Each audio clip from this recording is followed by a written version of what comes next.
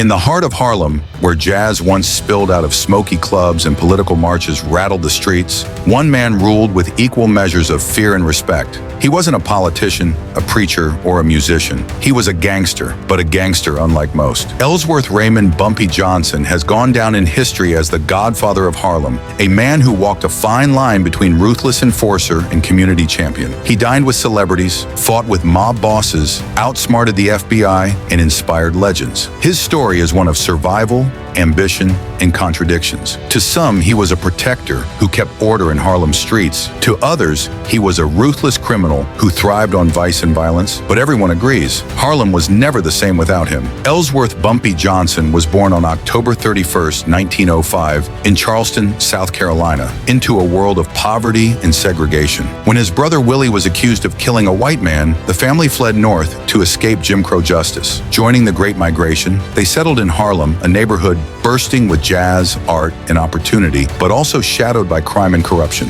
Bumpy, named for a bump on his head, quickly earned a reputation for intelligence and toughness. By his late teens, he was already feared and respected on the streets, carrying himself with pride, even when breaking the law. In the 1920s, Harlem thrived as the cultural heart of Black America. Langston Hughes wrote, "Duke Ellington played, and speakeasies buzzed with life. But behind the music was an underworld of bootlegging, gambling, and the lucrative numbers racket." Bumpy saw both sides, the glamour of Harlem's renaissance and the exploitation that lurked beneath. He realized early that real power lay not in art or politics, but in controlling the rackets. And he set his sights on doing just that. In the late 1920s, Bumpy began working for William Bub Hewlett and Madame Stephanie St. Clair, known as the Queen of Harlem. St. Clair ran one of Harlem's most powerful numbers operations, fiercely protecting her business against rivals and corrupt police. Bumpy became her enforcer, handling disputes and making sure debts were paid. His reputation grew as both intelligent and fearless. Unlike many gangsters, he wasn't reckless. He studied law books, read widely, and could quote poetry as easily as he could order a beating. Through St. Clair, Bumpy learned the art of power, how to negotiate, how to intimidate, and how to build networks of loyalty. Harlem was his classroom,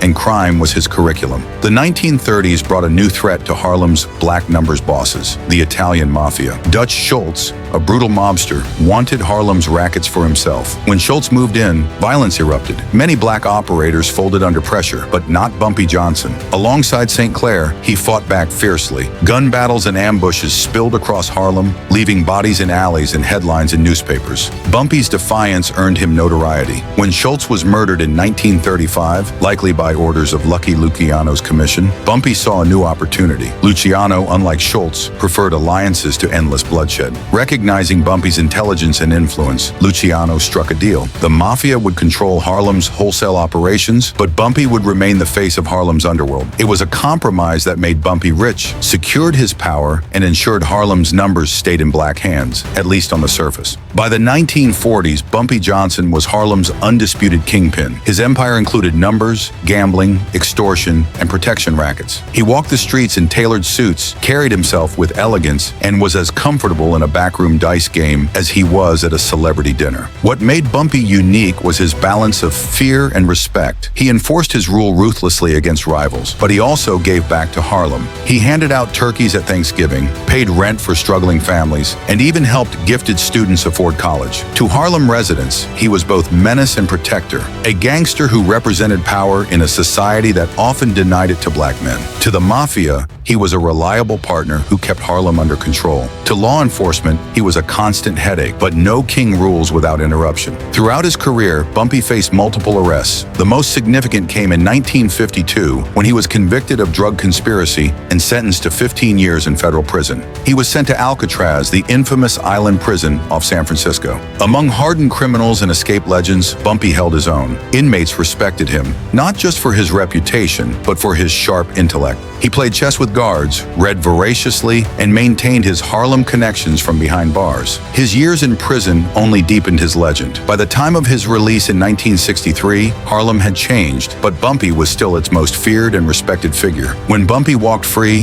Harlem welcomed him back like a returning monarch. But the world he re-entered was different. The civil rights movement was reshaping America. Harlem's streets were filled with protests, marches, and calls for justice. Yet the underworld remained. Bumpy quickly reasserted his authority, resuming control of numbers and rackets. But he also adapted. He cultivated relationships with activists and leaders, balancing his gangster life with Harlem's new spirit of resistance. Still, challenges emerged. Younger gangsters, eager for power, saw Bumpy as a relic. The Mafia, facing pressure from the FBI, tightened control over narcotics. Harlem itself was slipping into crisis, plagued by poverty and heroin addiction.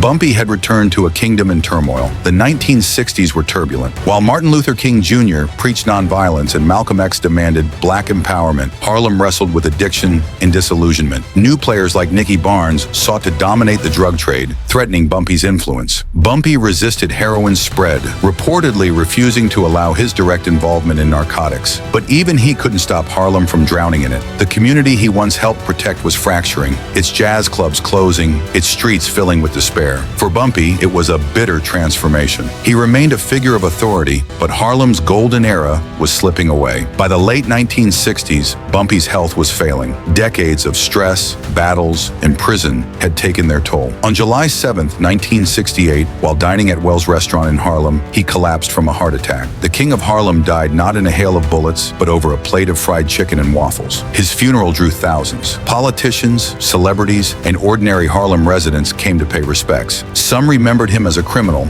others as a community man, but all acknowledged his influence. Bumpy Johnson's story did not end with his death. His name lived on in Harlem's folklore, whispered in barber shops and sung about in street corners. To some, he was Harlem's protector, a man who stood up to the Mafia and fought for dignity. To others, he was just another gangster who profited from crime. Hollywood couldn't resist his legend. Films like American Gangster and shows like Godfather of Harlem brought his story to new generations. But beyond myth and media, Bumpy Johnson remains a symbol of Harlem's contradictions: power and exploitation, pride and pain, crime and community. His life showed how one man could embody both the darkness and resilience of his neighborhood. Bumpy Johnson's tale is not a simple one of villainy or heroism. He was both feared and loved, both ruthless and generous. He played the game of power with skill, outsmarting rivals and bending Harlem to his will. Yet in the end, he too was human, subject to time, change, and mortality. The Godfather of Harlem reminds us that history is not just made by politicians and generals, but also by figures who lived in the shadows, shaping communities in ways both destructive and unforgettable. If you enjoyed this deep dive into the life of Bumpy Johnson, the real Godfather of Harlem, make sure to like this video, share your thoughts in the comments, and subscribe for more untold stories of crime, power, and history's most complex figures. Because the past isn't just history, it's a mirror of the struggles we face today.